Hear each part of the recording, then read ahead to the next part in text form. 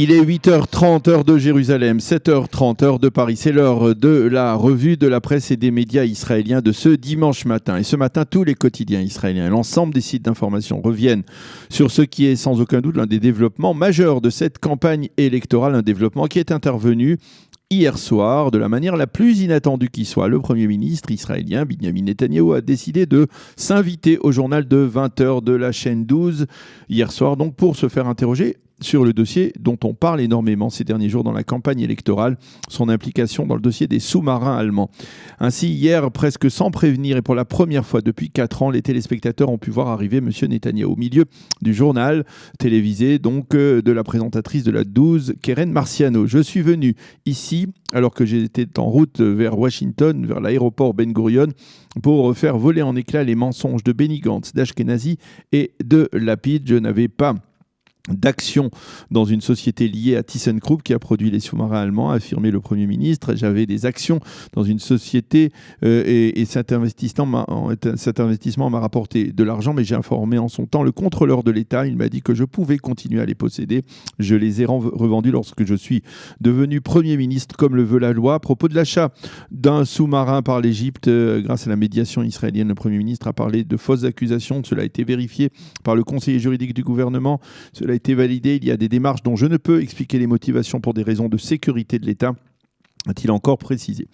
À propos du téléphone portable de Benny Gantz qui a été piraté, le Premier ministre a demandé qu'est-ce que Gantz a-t-il pu cacher. Il faut souligner que vendredi, le Premier ministre a mandaté ses avocats pour déposer une plainte contre Benny Gantz et Moshe Ya'alon pour l'avoir accusé de haute trahison. Hier soir, il a rajouté le nom de Yair Lapid à cette requête.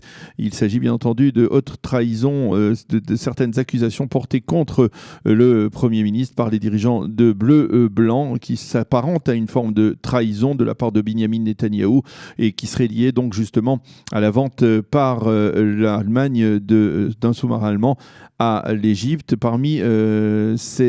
cours de cette demi-heure d'entretien, le Yediot Aharonot de ce matin a choisi de titrer je n'ai pas empoché un seul shekel de la vente de sous-marins allemands. Donc une déclaration de Benjamin Netanyahou dans cet entretien avec Keren Marciano. Le Israël Hayom, lui, a choisi un autre titre se rapportant à la vente du sous-marin allemand à l'Égypte.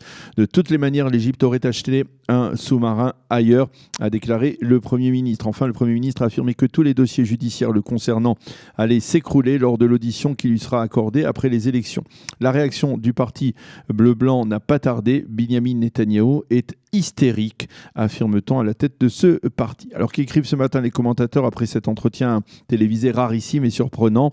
Pour Ben Dror Yemini dans le Yediot Aharonot, l'une des questions clés de l'entretien d'hier soir est restée sans réponse. Pourquoi le Premier ministre a-t-il validé la vente d'un sous-marin à l'Égypte? Sa réponse selon laquelle il y a des secrets qu'il ne peut pas révéler, n'était pas sérieuse.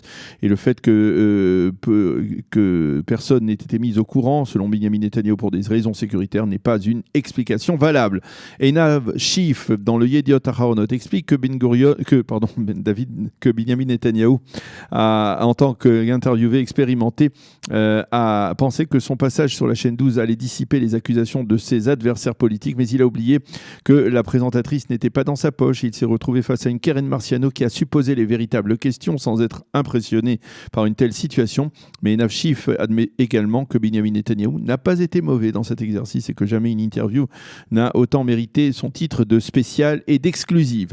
Dans le Haaretz, Yossi Werther revient sur la même réflexion de Kenav Shif face à une présentatrice qui n'est pas de son bord comme le présentateur de Likoud TV. Monsieur Netanyahou est apparu soudain sous pression. Il a eu du mal à se montrer persuasif. Il n'est pas prêt de renouveler une telle expérience, a écrit ce matin Yossi Werther dans son analyse. Pour Marty Turfeld, et ça c'est bien entendu Yossi Werther dans le Haaretz. Pour Marty Turfeld, dans le Israël Hayom, le Premier ministre a voulu tenter de persuader son électorat traditionnel et non l'électorat plus général. Il a voulu en fait s'adresser à ceux qui ont le cœur à droite, qui ont toujours voté pour lui, mais qui au cours des derniers jours ont commencé à hésiter par rapport à la campagne menée par Bleu-Blanc autour du dossier des sous-marins allemands, comme cela s'est reflété dans les derniers sondages. Et Mati Turfeld de rappeler que lors des élections de 2015, où la situation de M. Netanyahou paraissait bien plus périlleuse qu'actuellement, le Premier ministre s'était fait interviewer massivement. Au bout du compte, il avait mis KO ses adversaires politiques. C'est donc ce que l'on trouve dans le journal Israël Hayom, qui, on le sait, est traditionnellement plus proche de Binyamin Netanyahou.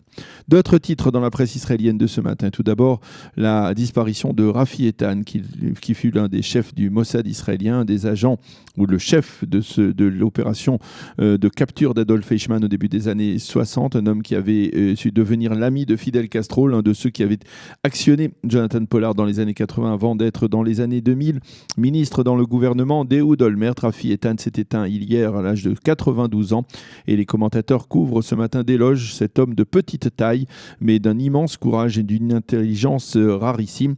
La mort de l'espion numéro 1 d'Israël, titre ce matin le Yediot Ahronoth. Des générations apprendront qui a été Rafi Eitan. Le Maariv lui titre la mort d'une légende. Le plus grand espion israélien, Rafi Eitan, est décédé. Guido Dallon, dans le Israël Hayom, rappelle à ses lecteurs que Rafi Eitan avait capturé Eichmann en chantant le chant des partisans. Et Ronen Bergman, le spécialiste des services secrets du Yediot Ahronoth, écrit ce matin dans son journal que Rafi Eitan était le dernier des géants de la génération des pères fondateurs des services secrets israéliens. Il souligne qu'il avait endossé avec courage la responsabilité de la capture de Jonathan Pollard et avait quitté les fonctions qu'il occupait.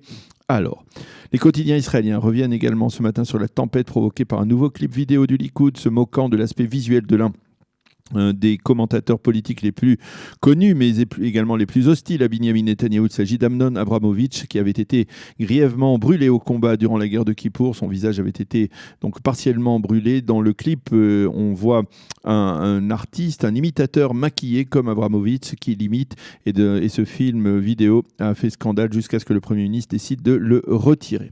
Les quotidiens israéliens reviennent également sur la décision du président Trump de reconnaître la souveraineté d'Israël sur le plateau du Golan, et il souligne que lundi, Donald Trump recevra Binyamin Netanyahou à la Maison-Blanche et ne manquera pas de le couvrir d'éloges afin de consolider son statut dans l'espoir qu'il soit réélu le 9 avril prochain. Le sommet du Golan, titre le Yediot Ahronoth ce matin. Voilà donc pour cette revue de la presse et des médias israéliens de ce dimanche matin. Nous allons marquer une pause et on se retrouve dans quelques instants avec Suzy Weitzman, qui est habitante justement du plateau du Golan, pour parler un peu de l'atmosphère qui règne sur le plateau du Golan après la reconnaissance par les États-Unis de la souveraineté de ce plateau de la part de l'État d'Israël.